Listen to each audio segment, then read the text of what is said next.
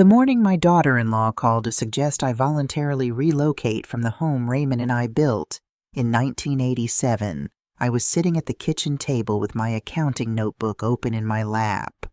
Not because I saw it coming, but because I am Claudia May Washington. And since I was 9 years old, sitting beside my mother, learning how to keep a ledger, I have never started a day without knowing exactly how much money I have, where it is, and what it is doing. Brittany spoke with the kind of gentleness that is almost indistinguishable from sweetness, the kind that takes practice. Claudia, she said, we need to have a real conversation about your future. Now that Raymond is gone, that house is simply too much for one person to manage. Darius and I have been thinking. There are some wonderful communities for women your age. Peaceful, structured. You wouldn't have to worry about a thing. A wonderful community for women my age. I looked out the kitchen window at the backyard where Raymond had planted a blueberry bush the previous spring and promised he'd build me a rose trellis before summer. He died of a heart attack 11 days before that phone call. 11 days. The soil where he'd been planning to dig the trellis posts was still soft. Brittany kept talking. She mentioned maintenance costs, property taxes, the loneliness of a large house with only one person rattling around inside it. Every sentence was wrapped carefully like a gift box with a bow, pretty on the outside and something you didn't ask for on the inside. Then she said the thing I will remember for the rest of my life. Darius reviewed the trust documents. According to what he found, you actually only have a right of occupancy under the trust provisions. We all know Raymond wanted the assets preserved for the next generation. A right of occupancy. Claudia Washington, who taught elementary school for 31 years, who wrote a check every single month to pay down that mortgage, who painted every room in that house with my own 2 hands, who sat in the emergency room at 2 a.m. when Raymond's chest started tightening before we knew what it was being told by my daughter-in-law, an attorney, that I was a guest in my own home. I let the silence stretch, long enough for Brittany to start filling it with more language about legal rights and asset management and what Raymond would have wanted. Then I said very quietly, "Brittany, thank you for calling. Let me think about it." I hung up. I took one slow sip of coffee, and I opened my notebook to a fresh page.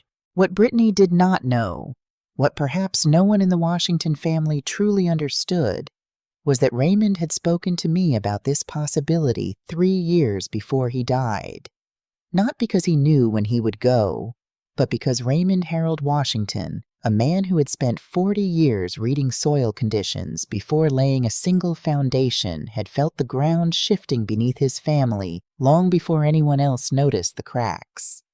He had already built me something to stand on. This is the story of how I found it, and what I did with it. Not to punish anyone, but to correct something that was wrong in the only way it deserved to be corrected. I was born Claudia May Banks in Atlanta, Georgia in 1961, the third of 6 children. My father, Ernest Banks, was a plumber. Honest work, steady hands, never missed a day unless he was sick, and sometimes not even then. My mother, Dorothy Banks, was something harder to name. She wasn't a bookkeeper by profession. She was a homemaker in the way that word used to mean something. She made the home function, which is a different skill entirely from decorating it. What my mother did specifically was keep the books for half our neighborhood. Women who couldn't read, women whose husbands managed all the money and didn't explain anything, women who were one missed paycheck away from a crisis they couldn't see coming. They would come to our kitchen table and sit with my mother, and she would go through their numbers with them. How much came in? How much went out? What could be cut?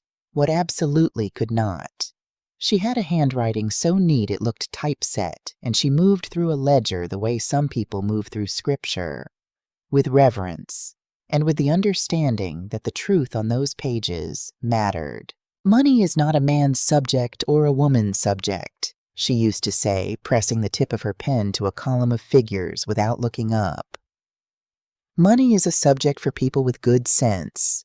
You are going to have good sense, Claudia." I started learning beside her at 9 years old.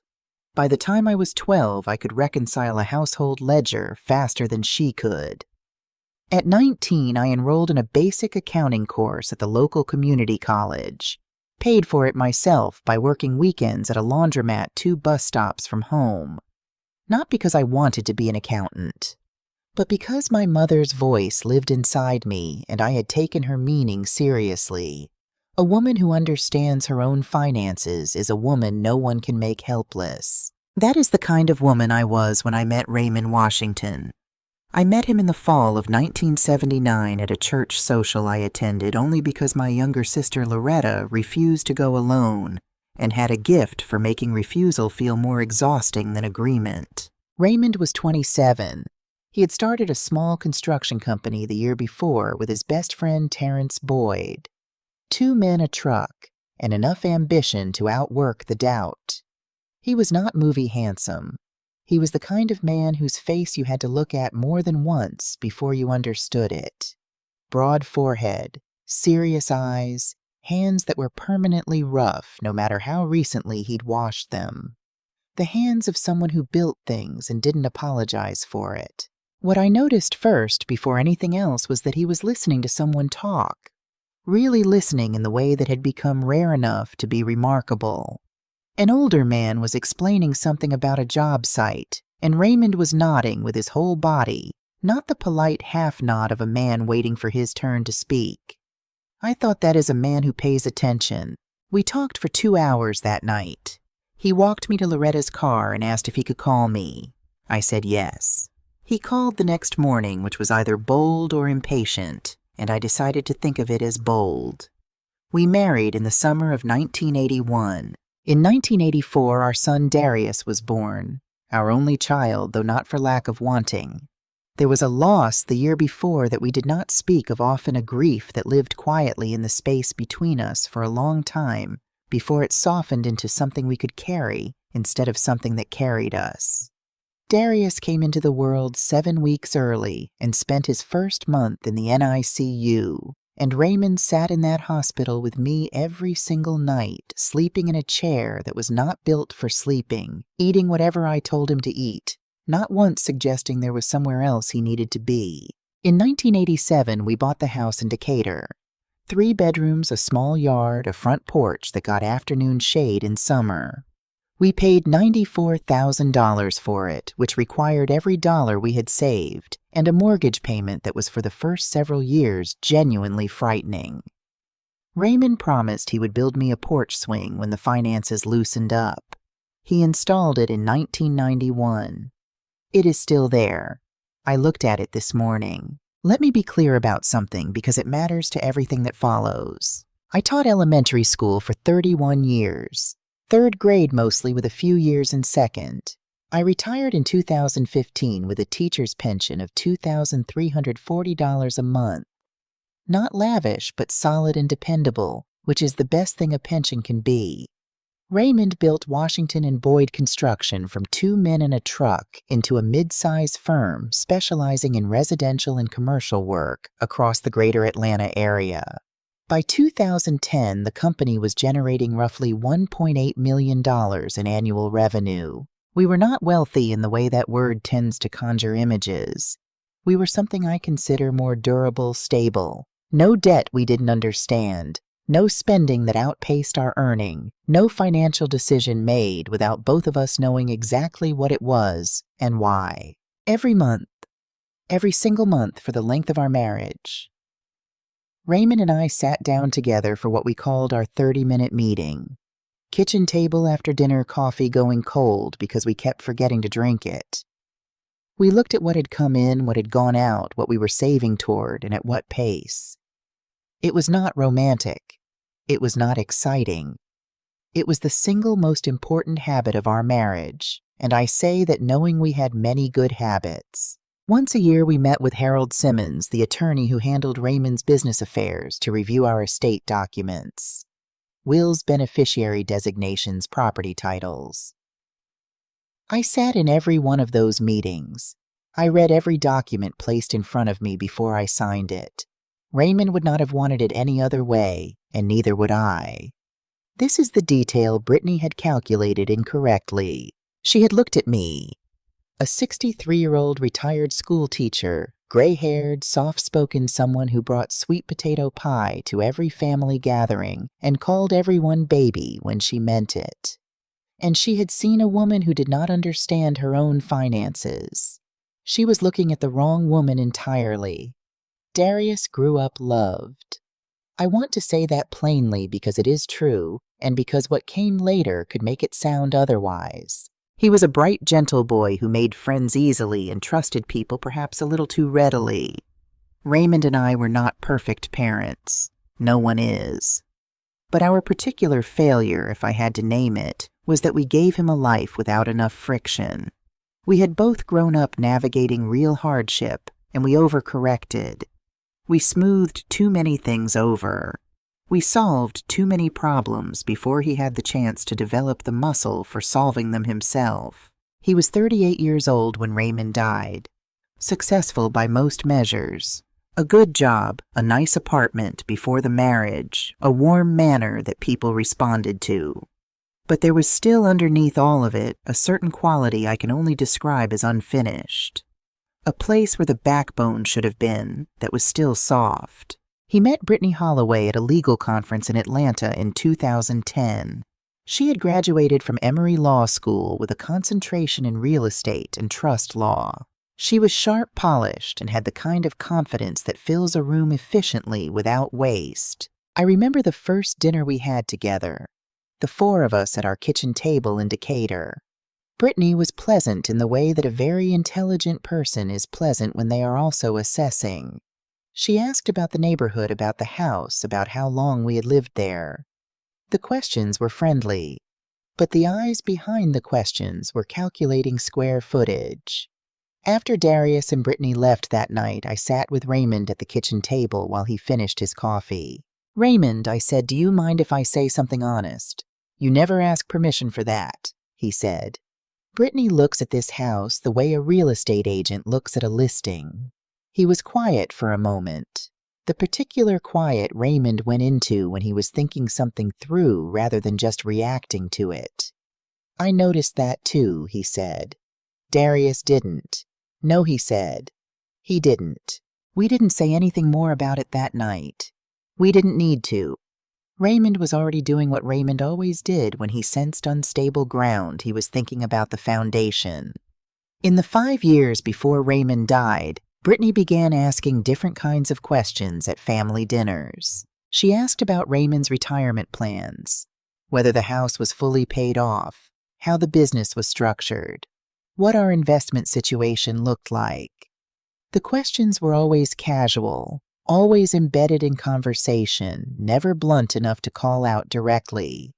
But they were consistent, persistent.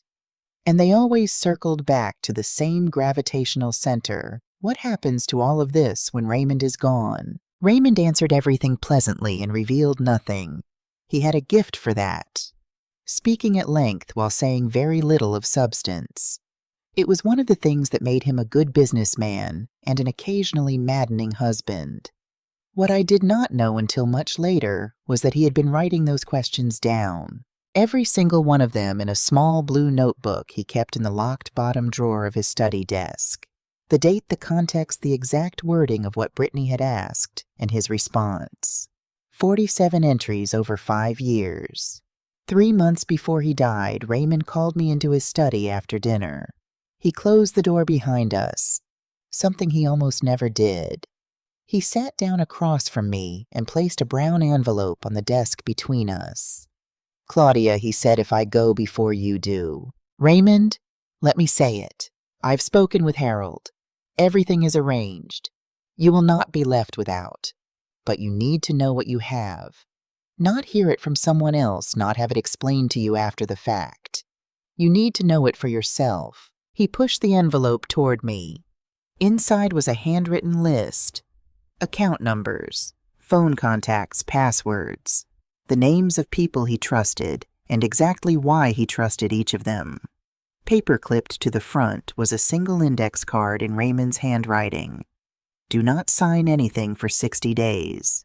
See Harold first. See Dot Freeman first. Then decide." I did not ask as many questions as I should have right then.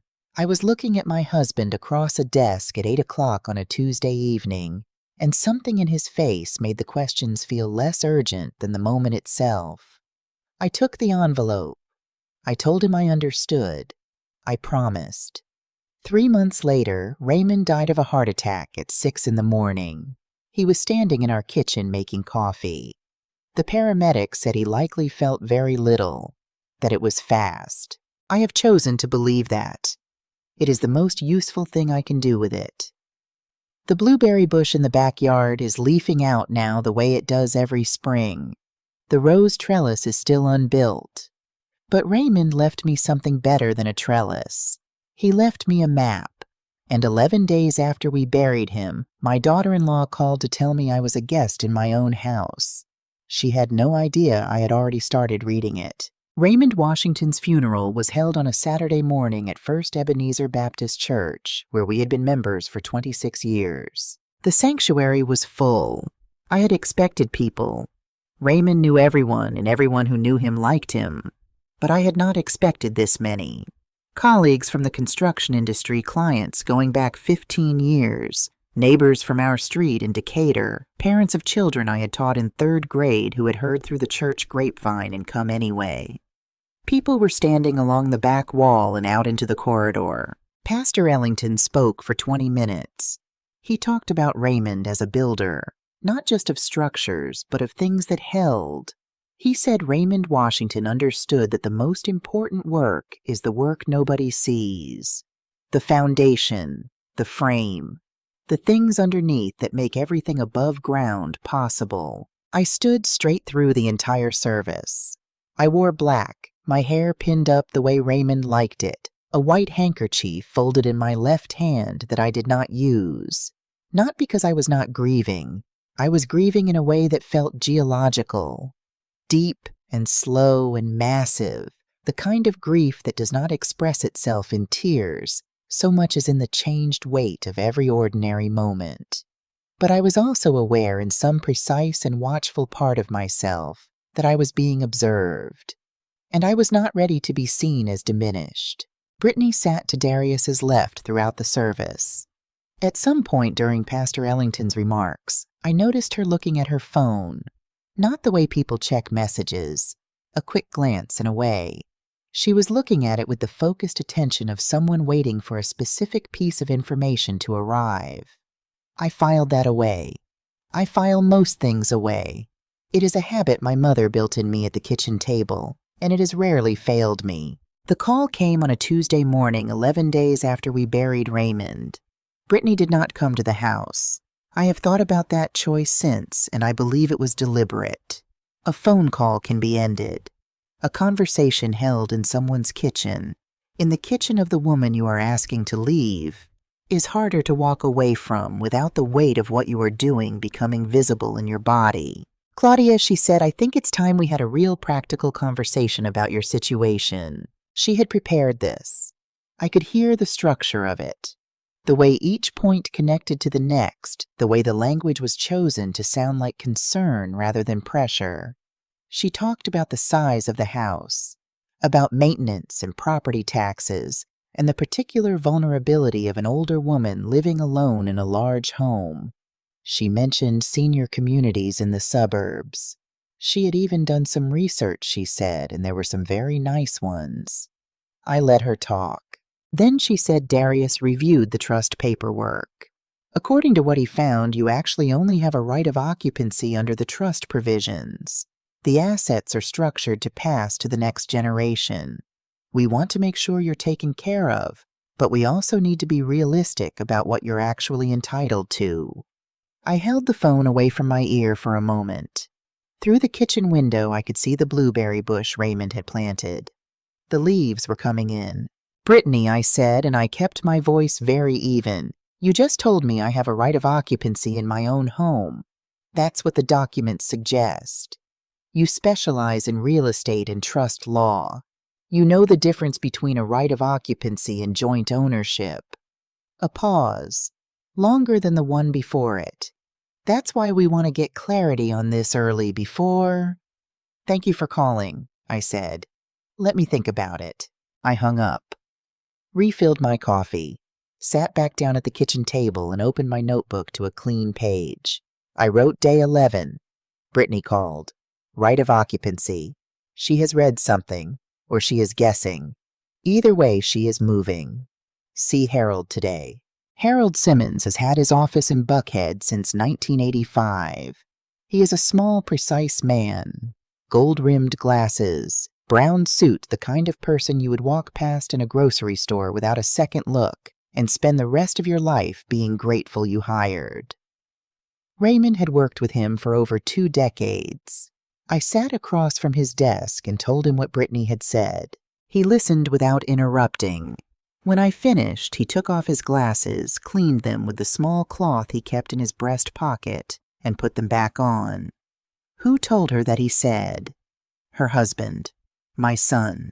Harold turned to his computer and typed for a moment.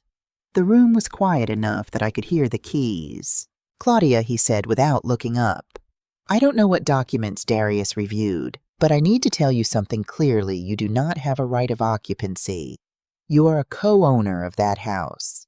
Your name and Raymond's have been on the deed together since 1987. That has never changed. I absorbed this slowly. And the trust Brittany mentioned. There is a trust. Raymond established it in 2019. He looked up then. You are the primary beneficiary. Darius inherits only after you pass or if you voluntarily relinquish your interest. She didn't know that. It appears not. Harold paused. Or she knew and gambled that you didn't. I thought about both possibilities and decided it did not matter which was true. The effect was the same either way. My daughter-in-law, an attorney who specialized in exactly this area of law, had called me 11 days after my husband's funeral and told me I was a guest in my own home. Whether she was wrong or lying, I was not going to sit quietly and let it stand.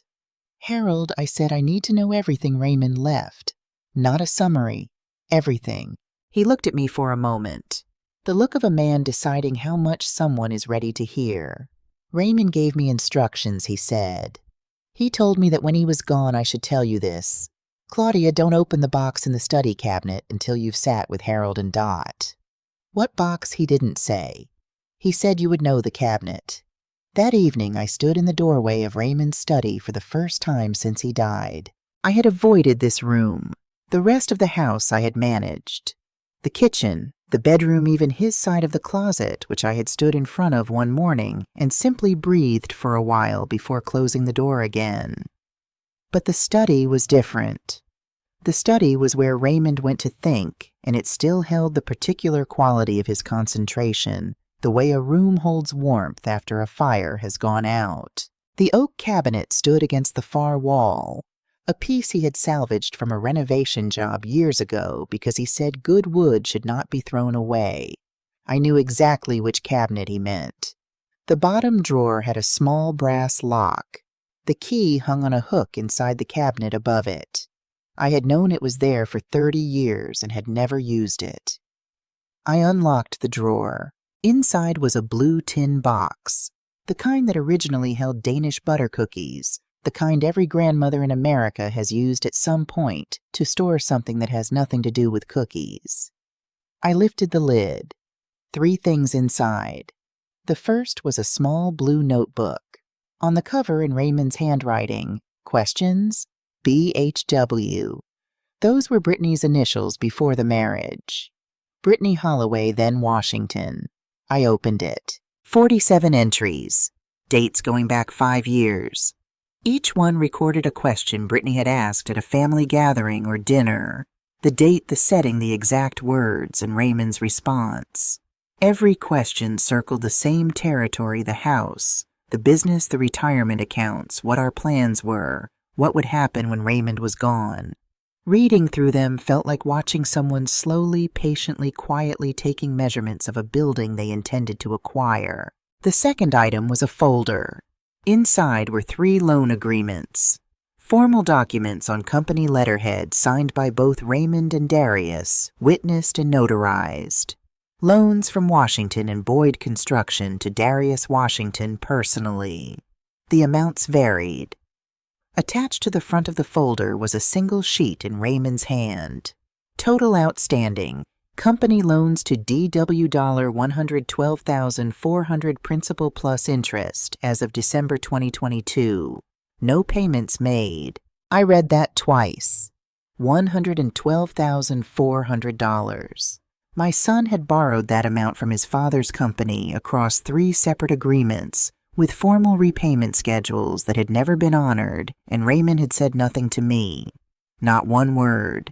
The third item was a small black USB drive. A strip of white tape on the side written in black marker. Dot knows how to read this. I set the 3 items on Raymond's desk and sat down in his chair. The leather was worn in the shape of him. He had built all of this in silence. While he was still alive, while we were still eating dinner together and watching the news and arguing mildly about whether the kitchen needed repainting, he had been quietly, methodically constructing a record, documenting every question, formalizing every loan, preparing every piece of evidence I might one day need. I sat in his chair in the dark study, and for the first time since he died, I cried. Not from grief, exactly, or not only from grief. I cried because I understood in that moment the full scale of what he had done. Not just the practical work of it, but the love embedded in it. The particular love of a man who shows you he has been paying attention, and has been paying attention for years, and never made you feel the weight of what he was carrying. I cried for about 10 minutes. Then I wiped my face, put the lid back on the tin box, and carried everything to the kitchen table. I had work to do.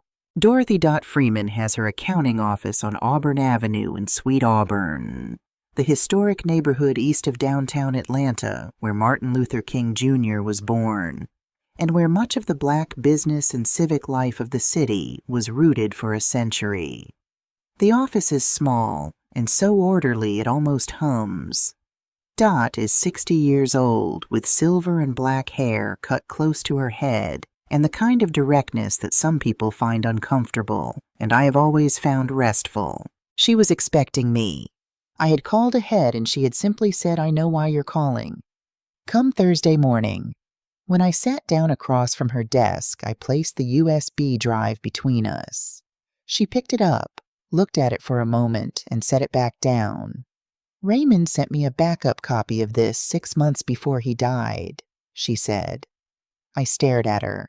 "He said, Dot, if Claudia ever comes to you with that drive, it means I went first. Walk her through all of it." So, she folded her hands on the desk. "Let me walk you through all of it." What Dot told me over the next 2 hours rearranged everything I thought I understood about my own life.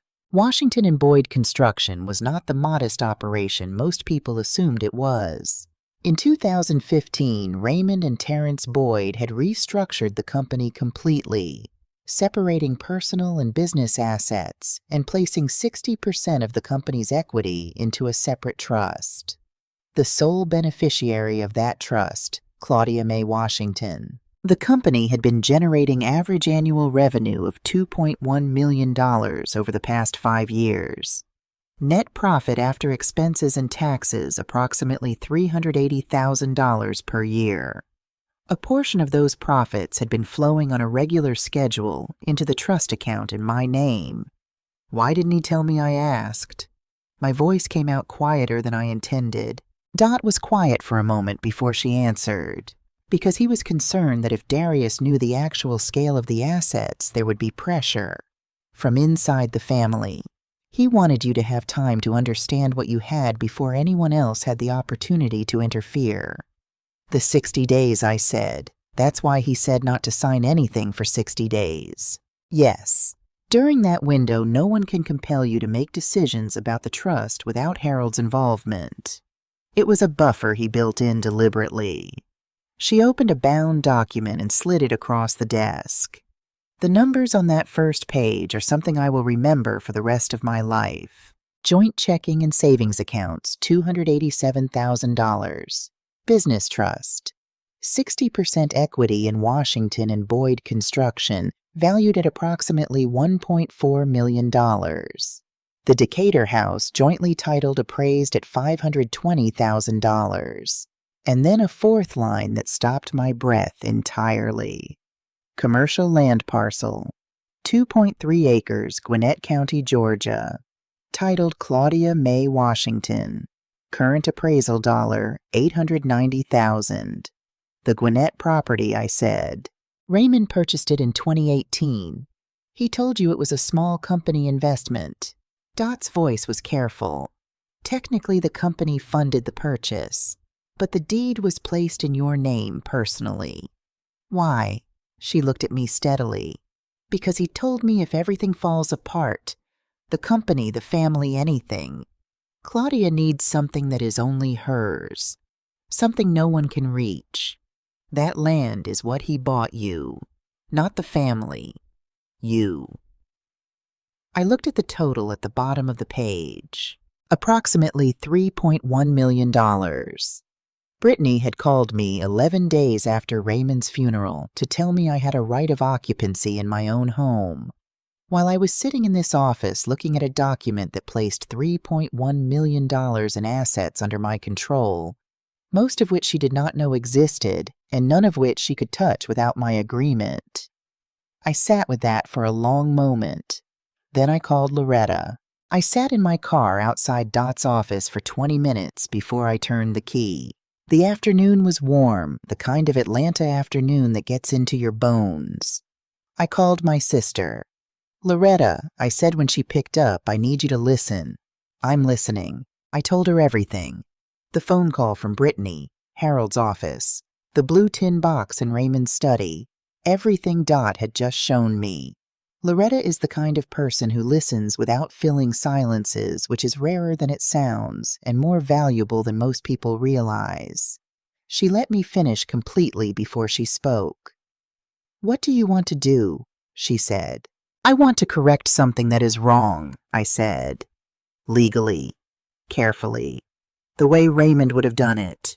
Document everything, act at the right moment, and don't let emotion move faster than strategy. Then you need a plan. I have the beginning of one. Help me think through the rest. Over the following days, working quietly across 3 separate offices and 1 church, I built the architecture of what came next. I did not respond to Brittany's proposal. I did not decline, and I did not agree. When she called, and she did call with increasing frequency as the days passed, I said very pleasantly that I was still thinking things through and would be in touch soon. When she and Darius came by the house, I cooked dinner and poured sweet tea and listened politely to everything that was said. I noticed that Brittany's visits grew more frequent as the weeks went on. The gap between calls grew shorter. She was not a patient woman when she was waiting for something she believed was already hers. That impatience was useful to me. Harold spent 2 weeks reviewing every document in Raymond's estate, the trust instruments, the deeds, the business agreements, the loan contracts. His conclusion was unambiguous. Everything Raymond had arranged was legally sound, properly witnessed and notarized, and gave me full authority over every significant asset in the estate. There were no errors, no vulnerabilities, no gaps Brittany could exploit. Raymond had been meticulous in a way that spoke of a man who had thought about this for a long time. Harold and I met every Tuesday and Thursday, always scheduled during hours when I would plausibly be at the grocery store or visiting a friend. Loretta drove me to several of those meetings so my car would not be seen near Harold's building. It may sound like excessive caution. It was not. Terrence Boyd had been Raymond's partner for 30 years and his closest friend for longer than that. He is 65, completely white-haired now, with the deliberate manner of a man who has learned that speaking slowly is not the same as thinking slowly. We met at a small diner near Decatur, far from the office, far from anywhere Darius and Brittany were likely to appear. I ordered coffee. He ordered pie and barely touched it. Raymond talked to me about Brittany, he said before I had asked anything, starting around 2018. He wasn't angry about it. He was just watchful. He said she looked at assets the way a good contractor looks at a building that's going up for sale, not as a home, as an opportunity. Did anything specific happen? In 2019, Darius came to me.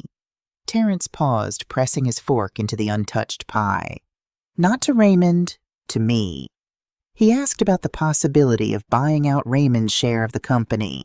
Said it would simplify things for the family. He had the language of it all worked out. Terms, valuation methods, transition timeline. Darius didn't come up with that language on his own. Darius is a smart young man, but he had never used words like that in his life before he married Brittany. I told Raymond that afternoon.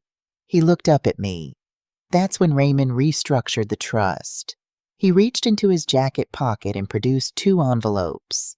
He placed them on the table between us. He left these with me.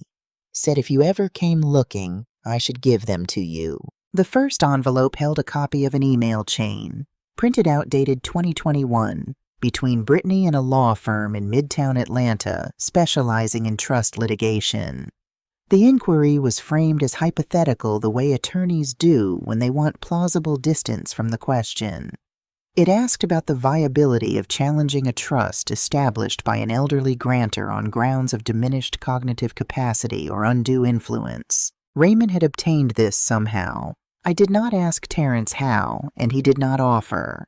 What mattered was that he had it, and that it was dated more than a year before he died, which meant Brittany had been preparing the legal architecture of a challenge while Raymond was still alive. She had been planning this before she even needed to. Terrence placed the second envelope on top of the first. This one was thicker, sealed with brown packing tape. He said to give you this one separately. He said... Terrence stopped, took a breath. He was not a man who showed emotion easily, and what I saw across his face in that moment was something genuine and controlled. He said, give it to her when she's ready to finish it. Not before. I opened the envelope at the diner table. Inside was a small voice recorder, the kind used for dictation older model with a fresh battery. Taped to the back was a slip of paper in Raymond's handwriting. Living room, Sunday, March 14th, 2021. After Claudia left for church. I looked at Terrence. I never listened to it, he said. Raymond was clear that it was not mine to hear. I knew exactly which Sunday he meant. I knew it immediately the way you know certain dates that have attached themselves to something larger. March 14th, 2021 was the first Sunday after Raymond began his cardiac treatment. A fact I had kept from most people, because Raymond did not want to become the subject of worry or pity before he had to. I had gone to church alone that morning and stayed afterward to speak with Pastor Ellington because I needed to sit somewhere that felt steady. Darius and Brittany had come by the house while I was gone. They called it a check-in visit. Darius said they just wanted to make sure Raymond had everything he needed. That evening, alone in Raymond's study, I put on my headphones and pressed play. 52 minutes of audio. The voices were clear. They had been sitting in the living room, close to the bookshelf near the television where Raymond had apparently placed the recorder sometime before I left that morning. It was not melodramatic. That was the thing that made it so difficult to listen to. There was no shouting, no villain speech, no moment that felt like a movie. It was 2 people speaking in ordinary voices about a practical plan the way you might discuss renovating a kitchen or planning a vacation. Brittany's voice steady and methodical.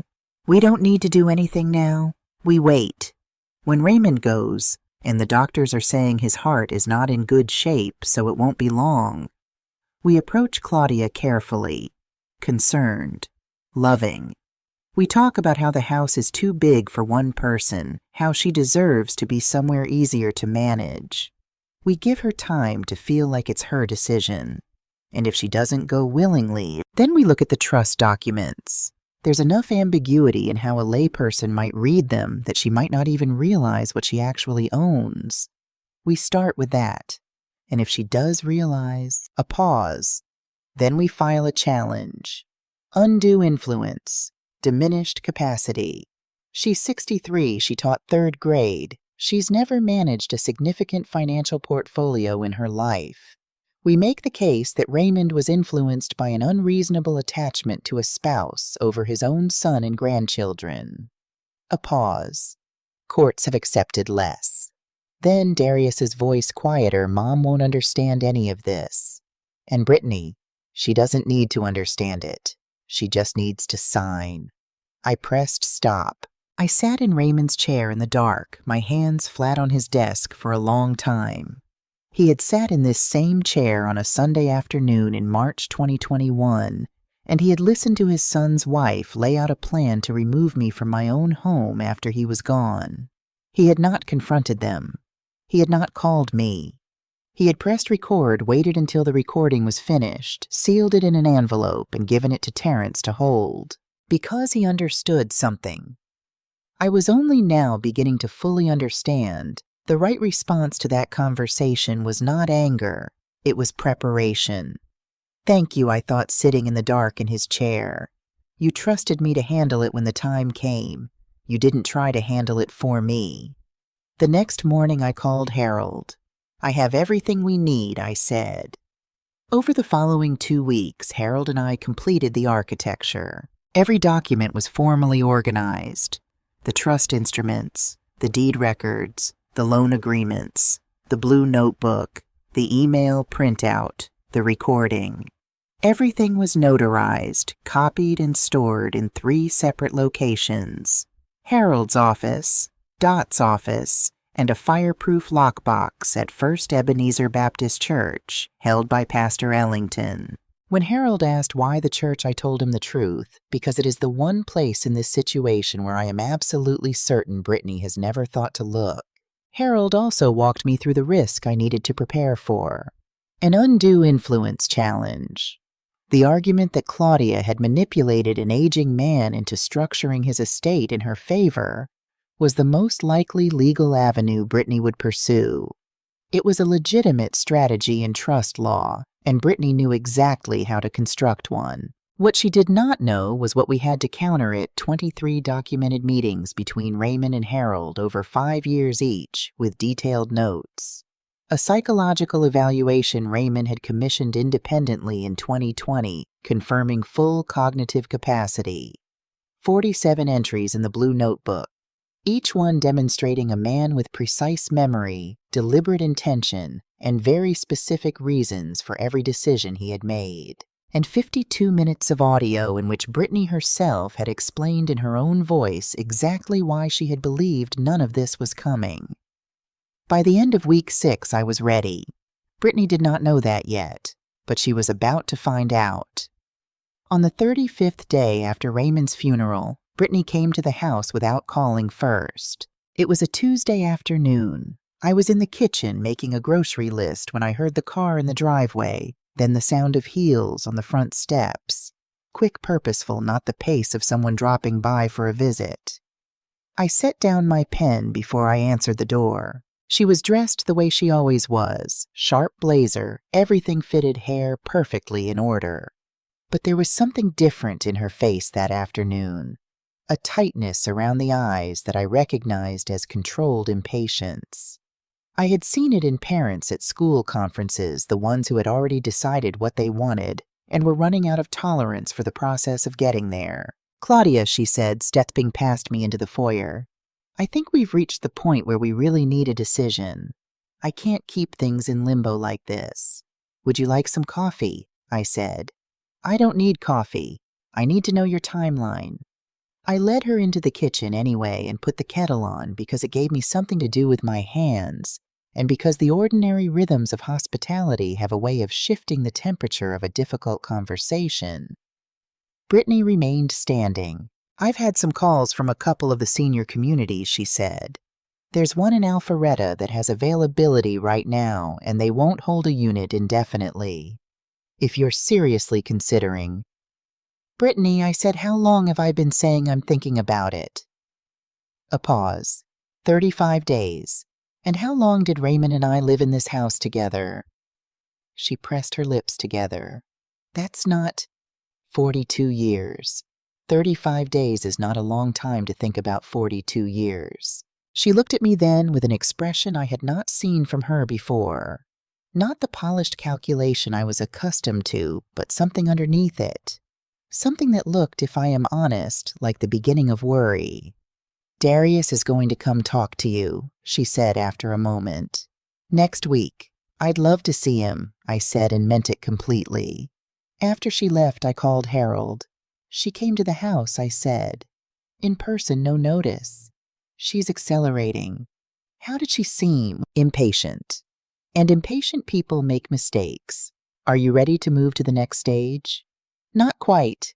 I want to see Darius first. Let's say the following Monday for the meeting. I'll prepare accordingly. Thank you, Harold. I hung up and stood at the kitchen window. Outside the blueberry bush Raymond had planted was full and green and heavy with fruit that was just beginning to ripen. First harvest coming. He had known he might not be here to see it. He had planted it anyway. That was Raymond all over. He came on a Wednesday evening alone. No Brittany. He texted ahead of time.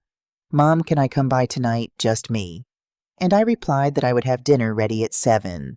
I made his favorite baked chicken collard greens cornbread from the cast-iron skillet Raymond's mother had given us as a wedding gift. I set the table in the kitchen, not the dining room, because the dining room is for company, and Darius is not company.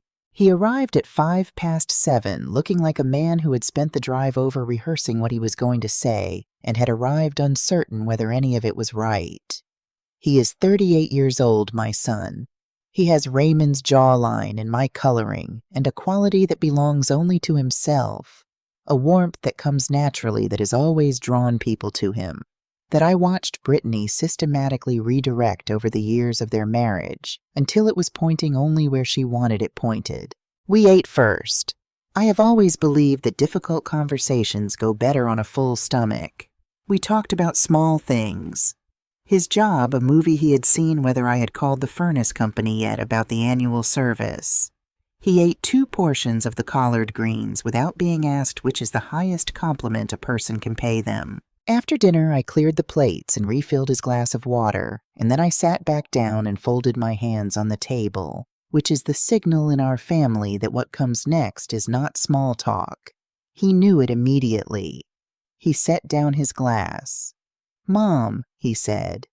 Baby, I said. He looked at his hands. You haven't been calling Brittany back. I return every call Brittany makes to me. I simply haven't agreed to what she's proposing. She's worried about you. We both are. The house is... Darius. I waited until he looked at me. I want to ask you one honest question, and I want you to answer it honestly. Not the answer Brittany helped you prepare. Your answer. He held my gaze. After a moment, he nodded. Do you want me to leave this house because you are genuinely worried about me? Or do you want me to leave because you believe I have no real claim here now that your father is gone? The kitchen was very quiet. The refrigerator hummed. The clock above the stove, the one with the sunflower on the face that Raymond bought at a craft fair in 1999, and that I have never replaced because I cannot bring myself to tick through 10 seconds. 20. Darius's eyes went red. He did not speak immediately. He opened his mouth once and closed it again. He looked out the window at the dark backyard, then back at me, and I watched something move across his face. Something complicated and effortful, like a man trying to lift something he has been pretending is not there. Mom, he said, and his voice broke slightly on the word. I don't think that. Then what do you think? Another long pause. I think I've been letting someone tell me what to think for a long time. And I don't know exactly when that started, but I know it's true. I stood up. I went to the cabinet beside the refrigerator where I keep the things that do not have another place. Old birthday cards, a spare set of keys, the small wooden box of buttons I've been meaning to sort for 15 years. Behind all of that is a shoebox, and inside the shoebox is a collection of photographs I have been keeping since before Darius was born. I found the one I was looking for and brought it back to the table. It was a photograph taken in March of 1987, the day we signed the papers on the house. Raymond and I standing in front of the front door, each holding one end of the key because neither of us wanted to be the only one holding it. That had been Raymond's idea, and I had laughed, and whoever took the photograph caught us in the middle of laughing. We looked young. We looked like people who believed in the thing they were building. On the back, in Raymond's handwriting, "Our house, March 15th, 1987. I set it on the table in front of Darius and let him look at it. Your father loved you, Darius. He loved you all his life from the night you came into the world 7 weeks early, and he sat in that hospital and refused to leave. That love was real, and it was complete, and it never had conditions on it." Darius was staring at the photograph. He also loved me. Completely. Not instead of you. Alongside you. Those two things don't cancel each other out. They never did. He picked up the photograph carefully, the way you handle something that belongs to a time you cannot return to. "I know you feel pulled in a direction right now," I said. "I know the situation you're in is more complicated than it looks from the outside. But I need you to understand something that I will not say again. This is my home. Not because of what is written on any document. Because I have been here in every ordinary and extraordinary way a person can be somewhere for 42 years. I helped build what this house became, and I am not leaving it." He set the photograph down. His jaw was tight in the way Raymond's used to get when he was holding something together by effort. "I'm sorry, Mom," he said. "I'm sorry for what's been said and what's been done. I'm sorry I didn't—" He stopped, started again. "I should have come to you sooner. I know I said. I don't know how to fix it. I know that too. But I'll tell you what my mother used to say." I reached across the table and covered his hand with mine. "An apology is what you say. Making it right is what you do afterward. One doesn't substitute for the other." He nodded slowly, the way a person nods when they are absorbing something rather than simply hearing it. "Can I—" he started. "Can I still come to dinner on Sundays?" I looked at my son, this 38-year-old man who had just asked permission to come home for Sunday dinner in the voice of the boy who used to come looking for me in the kitchen when something frightened him at night. "You can always come to Sunday dinner," I said. "You never needed to ask for that." He left around 9 o'clock. I washed the dishes and wiped down the stove and sat at the kitchen table for a while afterward, not doing anything in particular. Just sitting. I thought about the recording, about Brittany's voice saying she just needs to sign with the calm efficiency of someone discussing a transaction. And I thought about Darius sitting across from me 20 minutes ago, his eyes red, asking if he could come home for Sunday dinner. He was not a villain. He was a man who had walked into something he couldn't see and stayed too long to know how to walk back out. The door I was about to open was going to change that whether he was ready or not. I called Harold at 9:30. "It's time," I said. Set the meeting for Monday. 3 days after Darius's visit, Harold called me at 8 in the morning. "Brittany contacted the office yesterday," he said. "She knows you've been coming here." I set down my coffee. "How is someone in my building? She came by in person last week asking about estate planning, said she'd been referred. She was describing your situation in hypothetical terms, testing how much I might share. My assistant recognized her from the photo on your file and flagged it after the fact. She's been tracking my movements. It appears so. She also sent a formal letter to my office yesterday afternoon requesting documentation related to the Washington estate and any associated trust instruments, citing her interest as a potential heir through her husband." Harold's voice was measured, but I heard the edge underneath it. "She is preparing to file a formal challenge. How long do we have before she moves? If she's writing letters, she's already retained someone. My estimate is 7 to 10 days before she files something." This was the moment in the plan where everything either accelerated on our terms or hers. I had prepared for it. Harold had prepared for it. The difference between us and Brittany in that moment was that we had been preparing for 6 weeks, and she was only now realizing she needed to prepare at all. "Monday is too late," I said. "Can we do Friday? I'll make it work." Harold: "Before Friday, I need one more meeting with Dot. I drove to Sweet Auburn on Thursday morning. Dot was already at her desk when I arrived, a second cup of coffee waiting on the corner for me. She is not a woman who wastes warmth on ceremony, which I have always appreciated. She gets directly to the point, which is what I needed that morning more than comfort. There's something on the drive I didn't show you the first time, she said, before I had fully sat down. Raymond asked me to wait until you'd had time to understand the full picture first.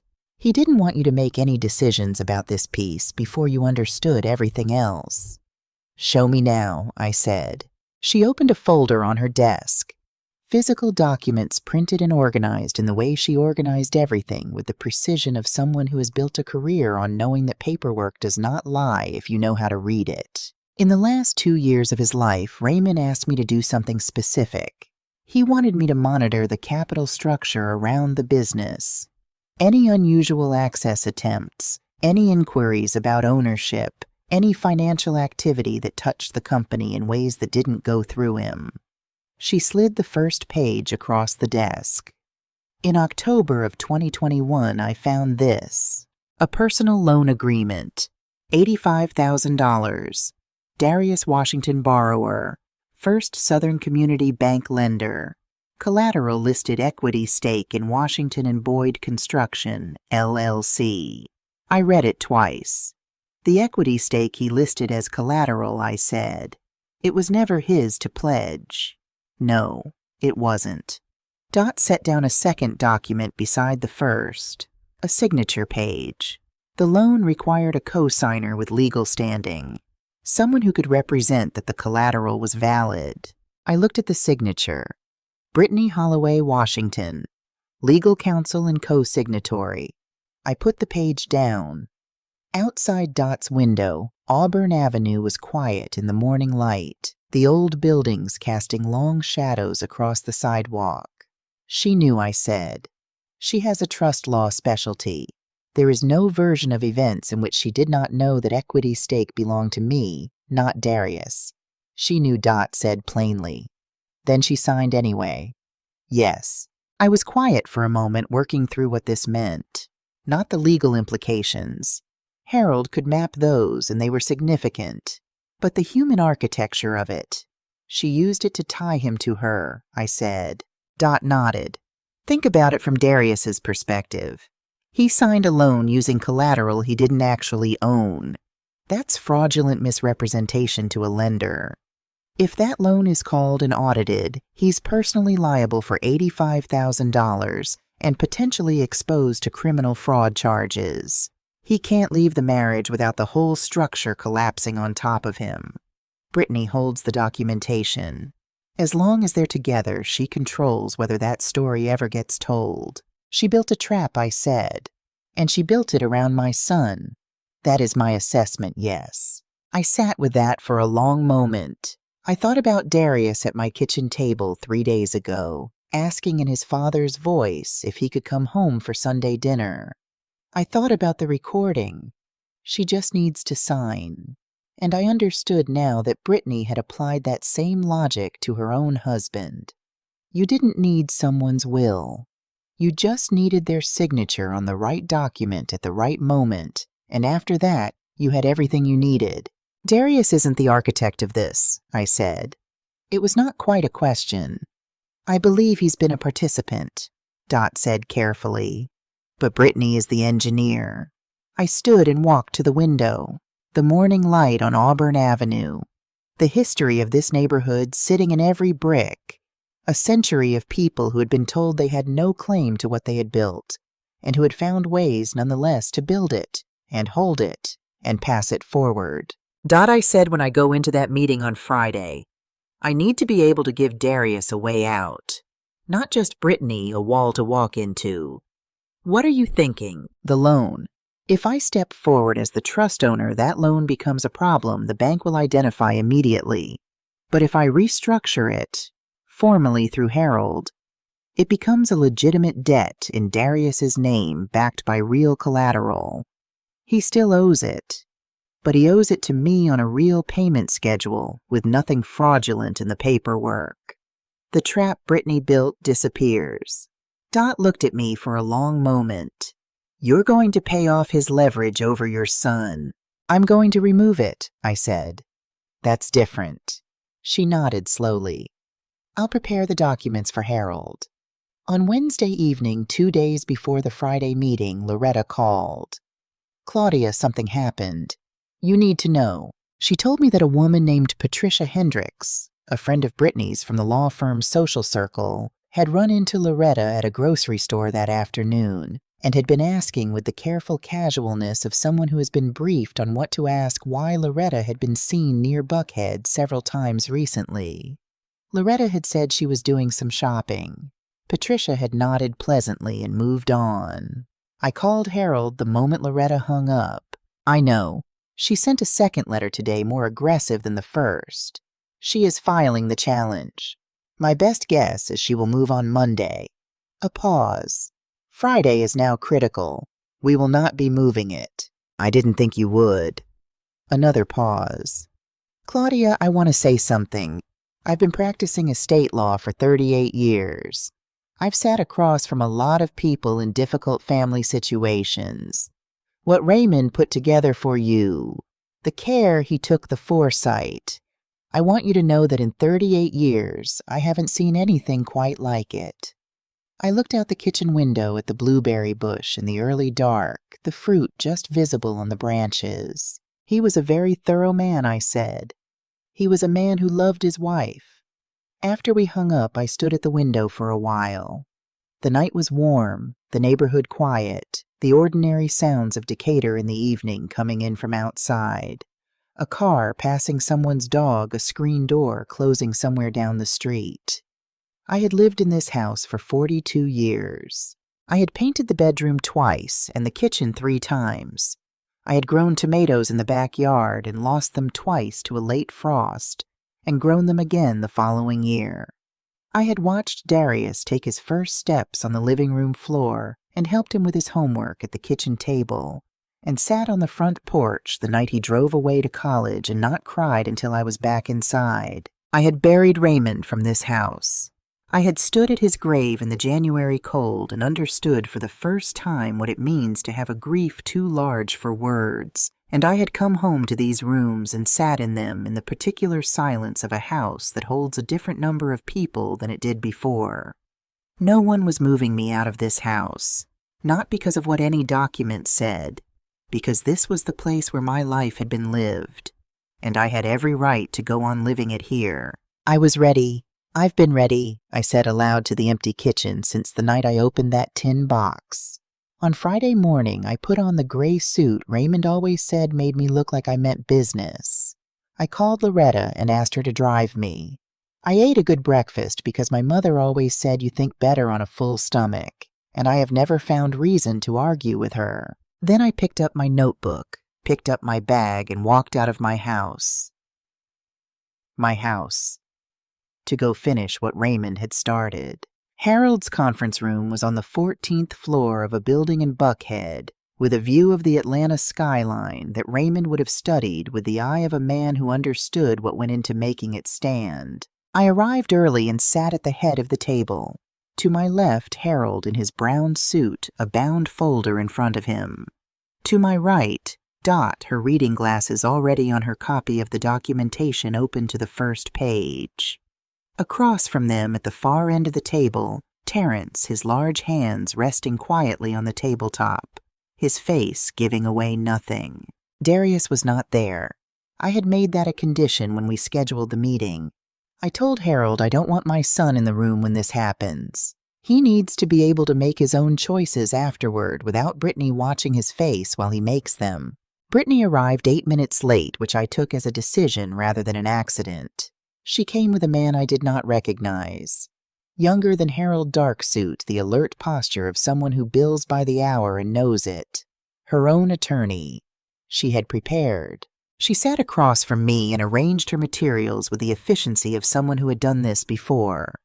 Her face was composed professional, giving nothing away. She looked exactly like what she was, a lawyer who had come to a meeting she expected to win. "Thank you all for being here," she said, glancing briefly at Harold and Dot before settling her gaze on the center of the table, rather than on me. A courtroom habit. Address the room, not the opponent. We've requested this meeting to discuss the Washington estate, and to formally notify you of our intent to challenge the 2019 trust instrument on grounds of... Brittany. My voice was quiet. It did not need to be loud. In a room that has gone completely still, even a quiet voice carries. She stopped. Before you continue, I said I'd like you to look at what's in front of you. Harold slid the bound folder across the table. Brittany's attorney reached for it first, which told me something. He opened it. For the next 4 minutes, the only sounds in the room were the hum of the building's ventilation system and the soft sound of pages turning. I watched his face. I have sat across from enough people in enough difficult conversations to know that a face in the act of reading tells the truth, even when a voice will not. I watched his expression move, from the confident readiness of a man expecting a routine dispute to the careful attention of a man reading something that required his full concentration, to the particular stillness of a man who has just understood that the case he thought he had taken is not the case in front of him. He leaned toward Brittany and spoke quietly into her ear. She looked at the folder for the first time. The documentation Harold had prepared was thorough and precise. 23 meeting records between Raymond and Harold across 5 years. Each one dated, initialed, annotated. The independent psychological evaluation from 2020. The blue notebook, 47 entries, Brittany's own questions recorded in Raymond's own hand with dates she could not dispute. The email inquiry she had sent to the Midtown firm in 2021, which she had perhaps assumed was untraceable. The transcript of the March 14th recording, and a note that the original audio was held in a secure location outside this building. And on the final page, the loan documents. $85,000. Darius Washington borrower. Equity collateral in Washington and Boyd Construction, LLC. Equity that had belonged to me since 2019. And at the bottom of the signature page in the line designated for legal counsel and co-signatory Brittany Holloway Washington Esquire. She looked up at me then. Really looked. Not the practiced, controlled gaze she had been deploying all morning, but something unguarded. Something that recognized for the first time what it actually meant to have been out-prepared. Items 5 and 6, I said, involved the same person. No one spoke. The recording establishes that you understood the trust's structure before Raymond died. The loan documents establish that you co-signed collateral you knew did not belong to Darius. I kept my voice even. Factual. The way Raymond used to describe a structural problem, not with drama, but with the clarity of someone who has measured it correctly. That is not a legal error. That is deliberate financial fraud. Harold spoke without inflection, which carries significantly more consequence than a disputed trust. Brittany's attorney put his hand on her arm. She did not move. "Let me tell you what I want," I said, "and I want you to hear this carefully, because I am going to say it once." The room was very still. I do not want to destroy my son's marriage. I do not want Darius to face criminal liability. And I do not want you to sit before a bar ethics committee. I paused. Those are the things I do not want. What I am asking for is this: you withdraw the trust challenge. You have no further contact with Harold Dott or Terrence regarding any asset in my estate. And you release the loan instrument you have been holding over my son. Brittany looked at me for a long time. I met her eyes and held them. "And if I don't," she said, "then Harold and Dot do exactly what the law requires them to do, and I stop making decisions about what I want." Her attorney leaned toward her again. She did not look at him.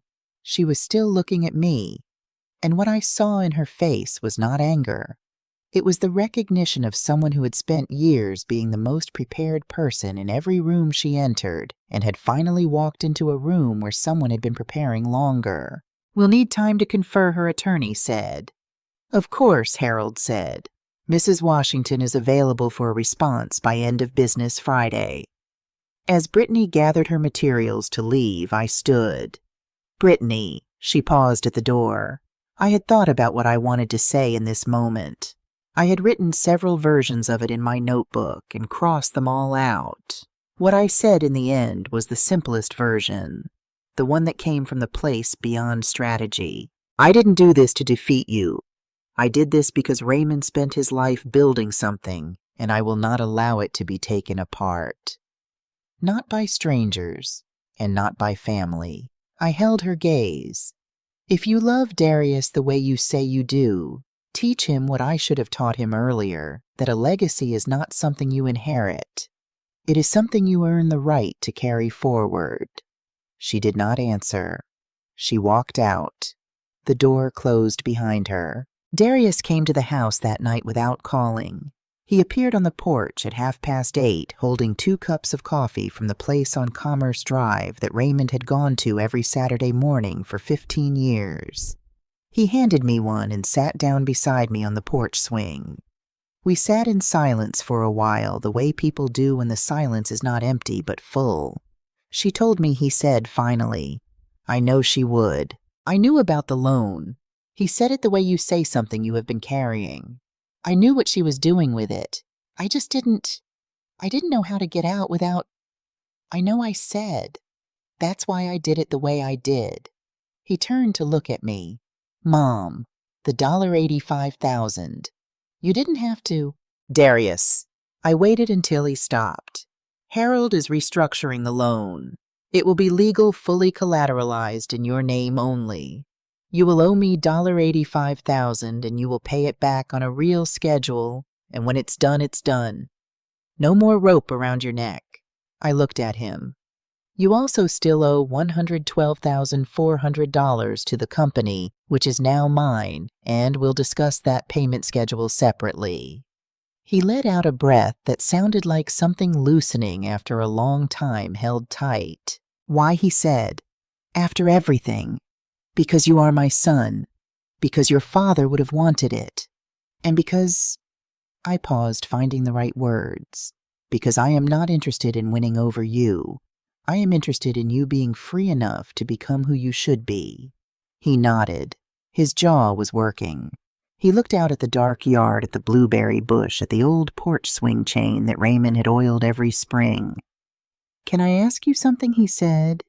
"Yes." "How did you know? How did you know to be ready for all of this?" I thought about the answer for a moment. "Because your father taught me," I said. "Not by protecting me from hard things. By making sure I had everything I needed to face them myself." We sat on that swing for another hour until the night got cool and the street lights were all the light there was. He drove home somewhere around 10. I watched his taillights disappear down the street, then sat alone a little longer, listening to the neighborhood settle into quiet. Brittany withdrew the trust challenge by Friday afternoon, 2 hours before the deadline.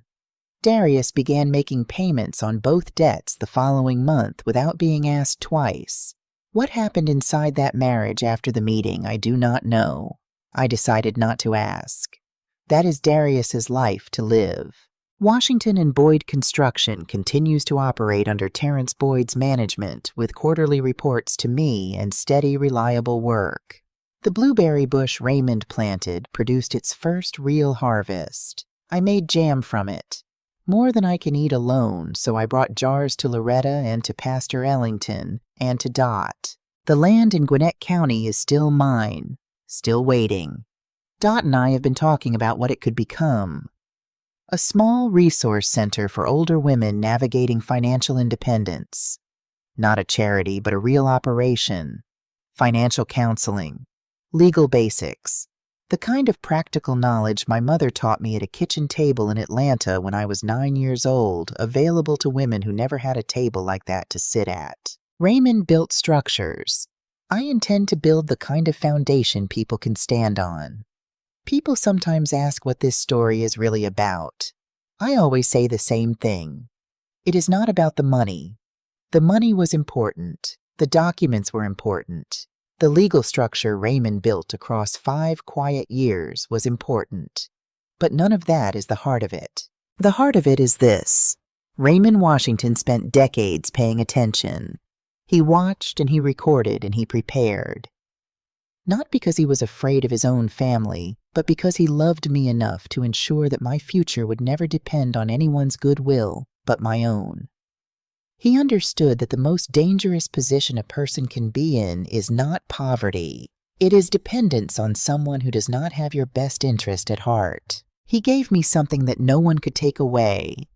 Not a house, not a bank account, not a trust document. He gave me the knowledge of what I actually had and the time to understand it before anyone else could tell me otherwise. And what I learned from that, what I would say to any woman listening to this story, is simple enough to fit on an index card, which is exactly the form Raymond used when he wanted to say something important. Know what you have, know who holds it, and know that your name on a piece of paper is only the beginning of what it means to own something. Kindness is not the same as ignorance. Softness is not the same as weakness. And a woman who keeps a ledger, who asks questions, who reads what she signs, that woman is not a burden to be managed. She is exactly the person her husband believed she was all along. They thought she was just the wife who didn't know. They didn't know that the man she loved spent 42 years making sure she knew everything. She had learned well.